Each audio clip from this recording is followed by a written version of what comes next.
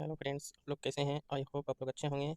और लेकर आया हूँ day by day current affairs, सभी प्रतियोगिता परीक्षाओं के लिए करेंट अफेयर्स, सभी परीक्षाओं में आने वाले संभावित प्रश्न। तो इसे मिस ना करें, आप लोग जरूर देखें। जितने भी एग्जाम होंगे उसके लिए बेहद जरूरी करेंट अफेयर्स है, तो इसलिए इस वीडियो को जरूर देखें। और चैनल पर नए हैं तो लाइक सब्सक्राइब और शेयर जरूर करें। आज का पहला क्वेश्चन, प्रवासी भारतीय दिवस किस तिथि को मनाया जाता है? तो इसका ऑप्शन बी नंबर राइट हो जाएगा, 9 जनवरी को। अगला है अंतर्राष्ट्रीय पर्पल उत्सव 2024 हाल ही में कहाँ आयोजित किया गया? तो गोवा में आयोजित किया गया। तो इसका ऑप्शन नंबर डी राइट हो जाएगा, गोवा। अगला है किस राज्य सरकार द्वारा SC/ST वर्ग के छात्रों के लिए योग्य श्री योजना की शुरुआत की गई? तो या इसका राइट आंसर हो जाएगा Paschim Bangal, option number A right हो जाएगा। अगला है Modi energizing a green future नामक पुस्तक का विमोचन हाल ही में किसके द्वारा किया गया? तो किसके द्वारा किया गया? तो ये भूपेंद्र यादव के द्वारा किया गया, ऑप्शन नंबर बी राइट हो जाएगा। अगला अंतर्राष्ट्रीय महिला T20 क्रिकेट में 3000 रन बनाने वाली दूसरी भारतीय महिला खिलाड़ी हाल ही में कौन बनी? तो कौन क्या पूछ रहा है? दूसरी भारतीय महिला खिलाड़ी 3000 रन बनाने वाली कौन बनी? तो इसका स्मृति मंधाना, ये ऑप्शन नंबर बी राइट हो जाएगा।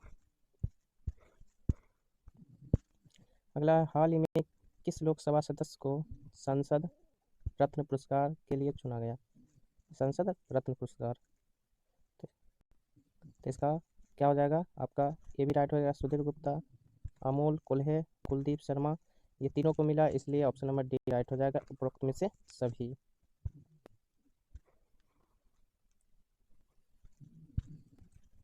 अगला एलिजाबेथ बोर्न किस देश की प्रधानमंत्री थी? कौन? एलिजाबेथ बोर्न, जिन्होंने हाल ही में अपने पद से इस्तीफा दे दिया। तो ये थी फ्रांस की, ऑप्शन नंबर ए राइट हो जाएगी। फ्रांस की प्रधानमंत्री एलिजाबेथ बोर्न थी, जो हाल ही में क्या की? इस्तीफा दे दी। अगला है रेलवे बोर्ड के सचिव के रूप में हाल ही में किसे नियुक्त किया गया? तो रेलवे बोर्ड के सचिव के रूप में हाल ही में अरुणा नायर को नियुक्त किया गया, ऑप्शन नंबर बी राइट हो जाएगा, अरुणा नायर। अगला है जुलाई 2024 के दौरान किस देश द्वारा यूनेस्को की विश्व धरोहर समिति की अध्यक्षता की जाएगी?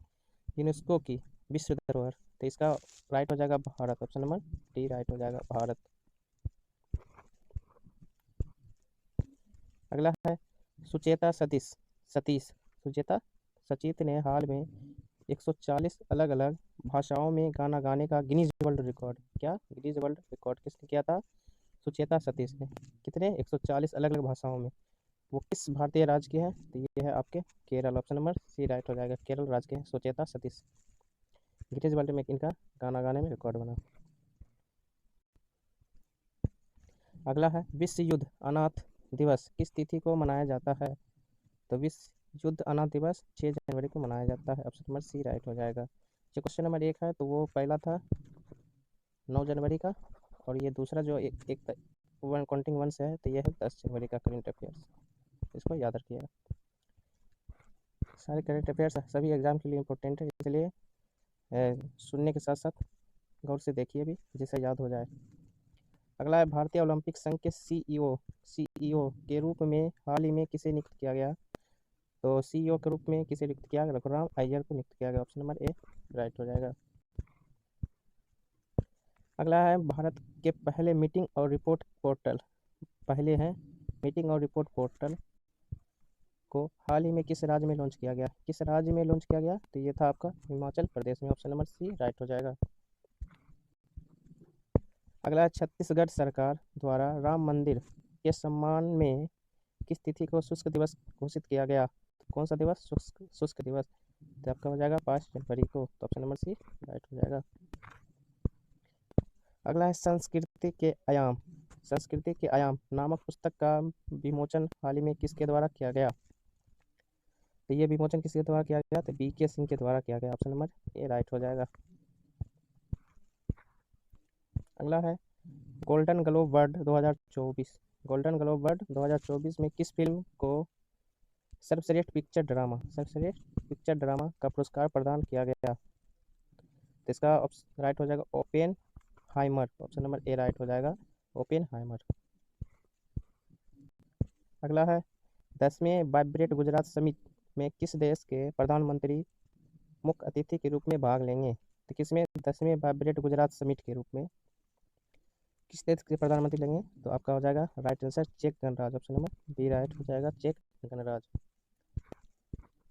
अगला है बांग्लादेश के प्रधानमंत्री के रूप में शेख हसीना को कौन सा कार्यकाल के लिए चुना गया, तो यहाँ पर दो ऑप्शन है, बांग्लादेश के प्रधानमंत्री कौन है, शेख हसीना, किस कार्यकाल के दौरान के लिए चुना गया, तो यह है 5वें, तो ऑप्शन नंबर डी राइट हो जाएगा, 5वें कार्यकाल के लिए इनको चुना गया।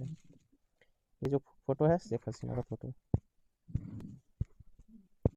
अगला किसानों के लिए तुअर दाल खरीद पोर्टल ई समृद्धि हाल ही में किसके द्वारा लॉन्च किया गया, तो किसके द्वारा लॉन्च किया गया, तो अमित शाह के द्वारा लॉन्च किया गया, ऑप्शन नंबर बी राइट हो जाएगा, अमित शाह। कौन सा, तुअर दाल। और आखिरी क्वेश्चन है भारत के